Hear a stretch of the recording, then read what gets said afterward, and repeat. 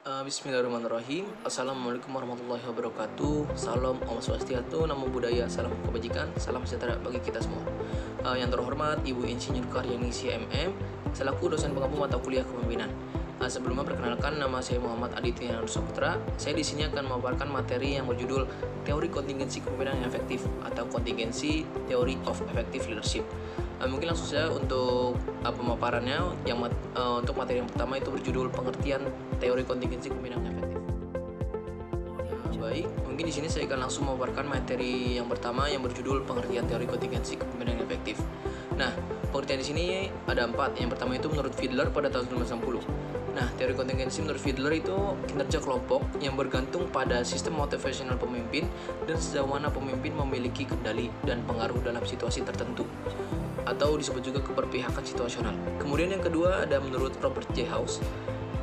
Menurut Robert J. House, teori ini merupakan pendekatan kontingensi untuk pemimpinan di mana tanggung jawab pemimpin adalah untuk meningkatkan motivasi bawahan dengan mengklarifikasi perilaku yang diperlukan untuk penyelesaian tugas dan penghargaan. Kemudian yang ketiga ada menurut Hersey dan Blanchard pada tahun 1982. Menurut Hersey dan Blanchard ini, gaya kepemimpinan situasional merupakan gaya kepemimpinan yang berfokus pada kesesuaian atau efektivitas gaya kepemimpinan sesuai dengan kematangan pengikut dalam kaitannya dengan tugas tertentu. Dan yang terakhir itu menurut Victor Froome dan Philip Yaton pada tahun 1973. Nah, menurut model ini menggunakan pengambilan keputusan dan hubungan pemimpin dengan anggota untuk menentukan kepemimpinan yang efektif. Kemudian materi yang kedua itu ada teori kontingensi kepemimpinan menurut Fiedler. Nah, menurut Fiedler, tipe variabel kepemimpinan itu ada 2. Yang pertama ada leader orientation, kemudian yang kedua ada situation favorability. Nah, leader orientation merupakan pilihan yang dilakukan pemimpin pada suatu organisasi yang berorientasi pada relationship. Nah, leader orientation diketahui dari skala semantik diferensial dari rekan yang paling tidak disenangi dalam organisasi, atau disebut juga least preferred coworker atau LPC. Nah, LPC itu tinggi jika pemimpin tidak menyenangi rekan kerja, sedangkan LPC yang rendah menunjukkan pemimpin yang siap menerima rekan kerja untuk bekerjasama. Kemudian yang kedua ada situation favorability. Nah, situation favorability adalah tolak ukur sejauh mana pemimpin tersebut dapat mengendalikan suatu situasi yang ditentukan oleh 3 variabel situasi.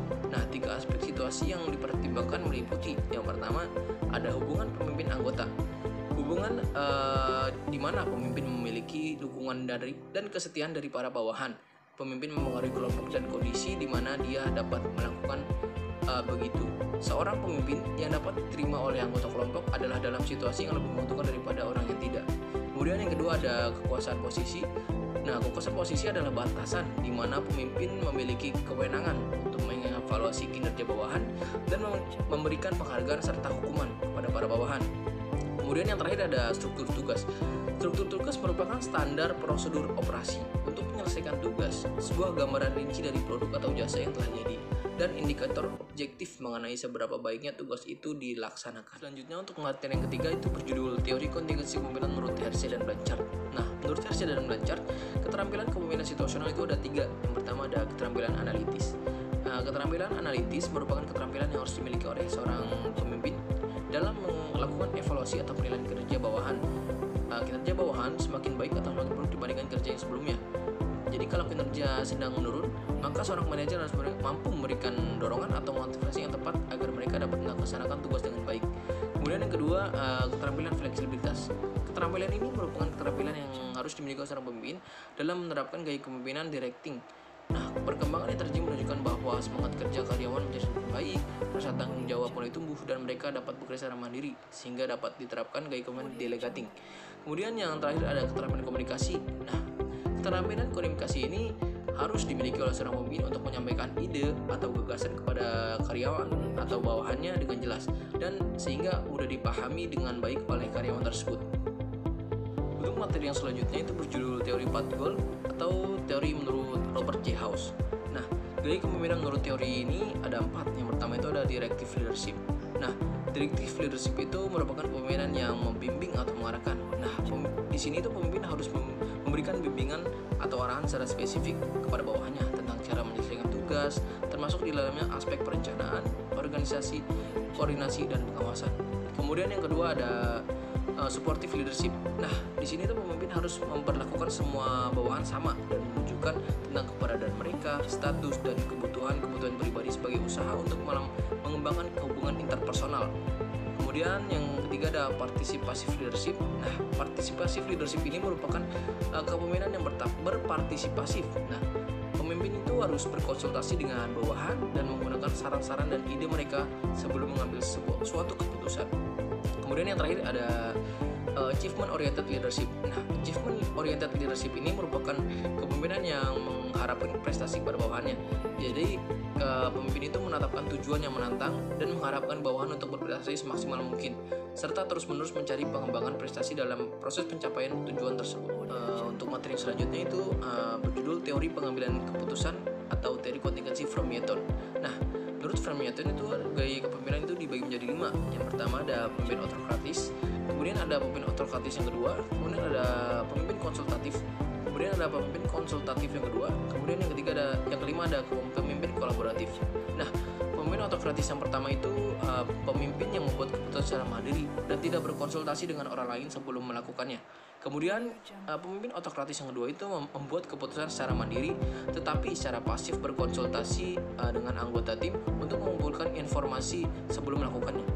Kemudian yang ketiga pemimpin konsultatif. Nah, pemimpin itu membuat keputusan secara mandiri tetapi berkonsultasi dengan anggota tim secara individu untuk memahami pendapat setiap orang.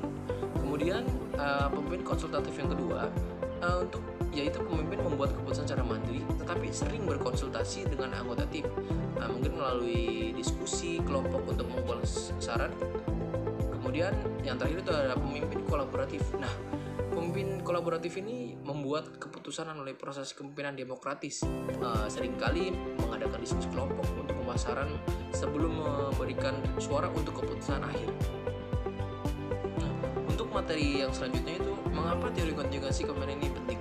Nah, dengan teori kontingensi ini memungkinkan lebih banyak individu untuk mengeksplorasi kepemimpinan dalam karir mereka dan lebih memahami diri mereka sendiri serta dalam situasi apa mereka bisa menjadi pemimpin yang efektif.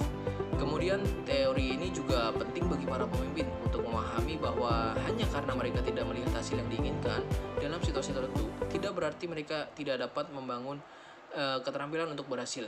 Kemudian bagi individu yang ingin meningkatkan keterampilan kepemimpinan, nah teori kepemimpinan ini berpendapat bahwa mereka harus melihat ke dalam, bekerja untuk memahami diri mereka sendiri dan mengembangkan kekuatan mereka, dan kemudian mendekati tantangan secara objektif untuk menentukan apa dan siapa yang dapat memimpin. Bagaimana sih untuk menerapkan teori kontingensi kepemimpinan yang efektif di tempat kerja? Nah, di slide ini ada 5 cara. Yang pertama itu dengan cara mengidentifikasi bagaimana melihat teori kontingensi kepemimpinan yang muncul dalam perilaku dan pola pikir.